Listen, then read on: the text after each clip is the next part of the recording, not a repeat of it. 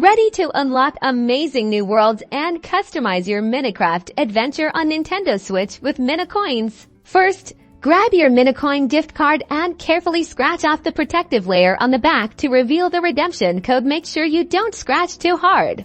Now power on your Nintendo Switch and navigate to the Nintendo eShop. It's that orange shopping bag icon. Go ahead and tap on it. Once the eShop loads, look in the upper right corner for your user profile icon. Select it.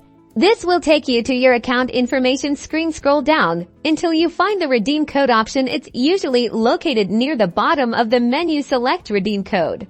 Now carefully enter the 16-digit code from the back of your Minecoin gift card. Double check that you've entered it correctly to avoid any errors. After entering the code, select the redeem button. Your Minecoins should now be added to your account balance. You'll see a confirmation message on the screen.